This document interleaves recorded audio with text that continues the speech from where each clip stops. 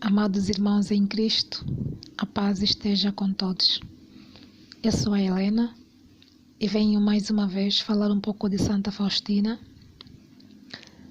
Vamos então compreender o que Santa Faustina fez quando ela se encontrava num baile e de repente vislumbrou a presença de Jesus, sofredor, despido de suas vestes e coberto de chagas, quando lhe dirigiu as seguintes palavras: até quando te suportarei? E até quando tu me enganarás? Irmã Faustina, tentando disfarçar o ocorrido, deixa dissimuladamente as suas irmãs e amigas e, com esta visão, ela corre imediatamente para a Catedral de São Stanislau Kostka e deixa-se cair diante do Santíssimo Sacramento. E ela aí pede para que o Senhor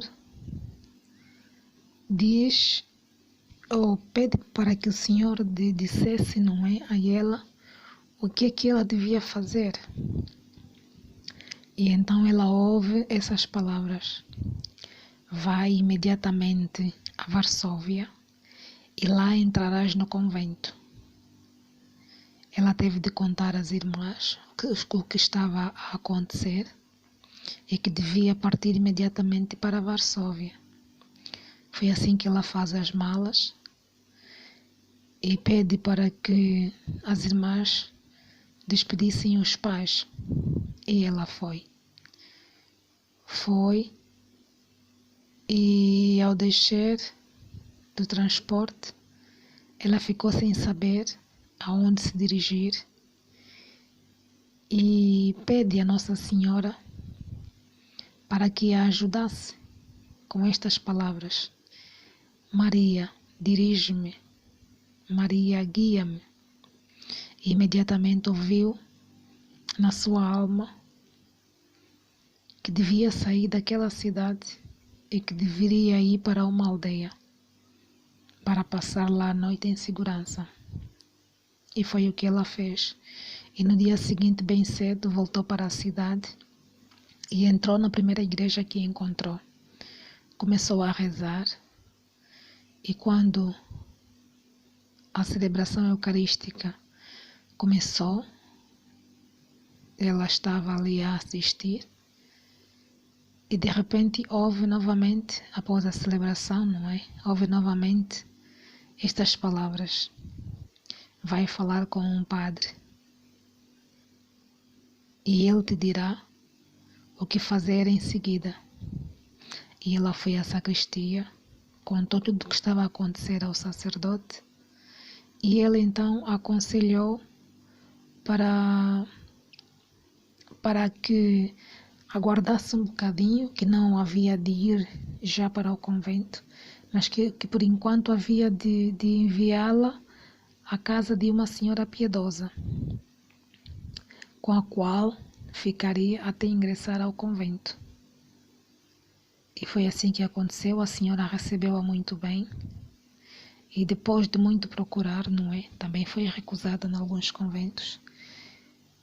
E chegou o dia em que ela bateu a porta a um outro e foi atendida pela Madre Superiora, que a recebeu.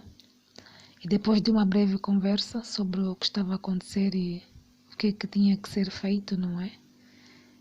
A Madre Superiora diz a ela: tens que falar com o senhor da casa. Ela referia-se a Jesus. Vai e pergunta a ele se ele te aceita. Foi assim que ela dirigiu-se à capela daquele convento e perguntou a Jesus: Senhor, vós me aceitais? E logo ouviu esta voz: eu te aceito, tu estás no meu coração.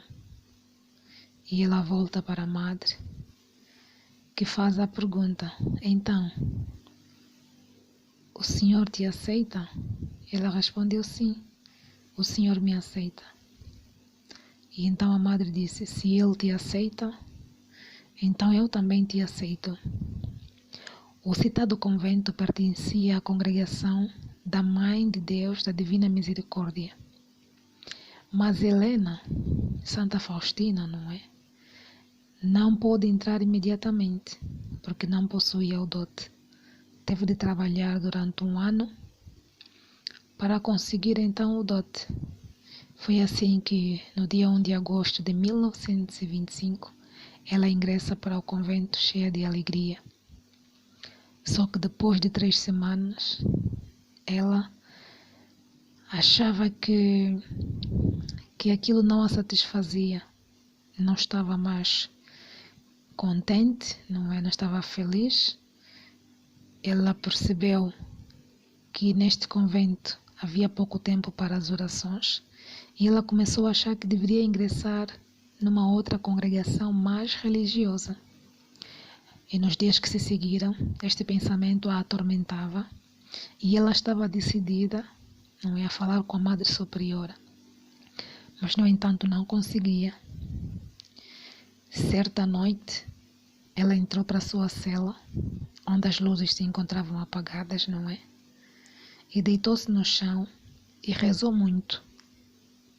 Depois de um momento, a sua cela clareou-se e viu o rosto de Nosso Senhor Jesus Cristo muito triste, com chagas vivas em toda a face, e grandes lágrimas caíam da colcha para a cama.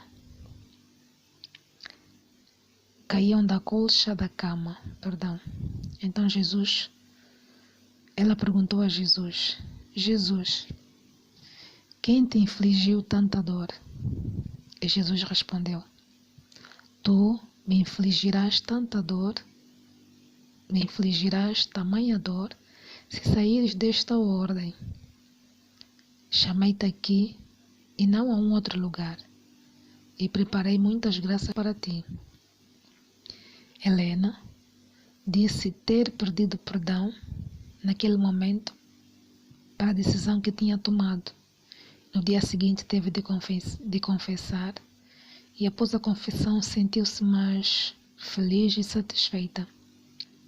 Depois de 2 anos, isto no dia 30 de abril de 1928, a irmã Faustina faz os votos temporários e é enviada depois para Varsóvia. E entre 1928 a 1933, ela foi andando de um convento para outro. Talvez fosse para ir experimentando ou tendo convivência com outras pessoas consagradas, Para ir ganhar experiência, digo eu. E foi assim que, em 1933, ela regressa à casa de Cracóvia e no dia 1 de maio faz a profissão perpétua. E pronto, ela é novamente enviada para a cidade de Vilna e lá permanece 3 anos. Este período foi bastante importante para ela, porque foi ali que ela encontrou o seu diretor espiritual, o Padre Miguel Sopoco, que era o confessor do mesmo convento, que a ajudava no desenvolvimento do culto da Divina Misericórdia. E juntamente com a superiora do mesmo convento, E o artista que veio a pintar o quadro de Jesus Misericordioso foi o pintor Eduardo Kazimierowski.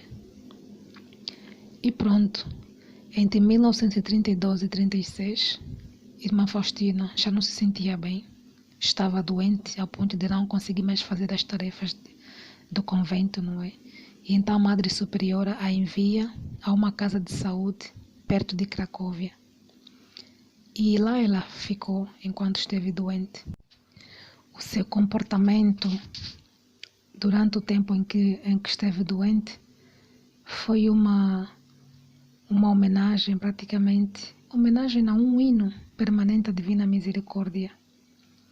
Ela foi um exemplo de paciência diante da dor, foi exemplo de humildade, de completa entrega à vontade divina.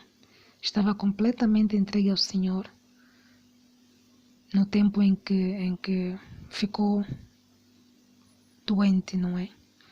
E foi então que no dia 5 de outubro de 1938 a irmã Faustina abandona esta terra e enquanto partia ela não tirava a vista do crucifixo. Morreu praticamente com as vistas cravadas, digamos assim, no crucifixo, não é? Partiu tranquila e sem queixa. Bom, amados irmãos, eu fico por aqui e até a próxima.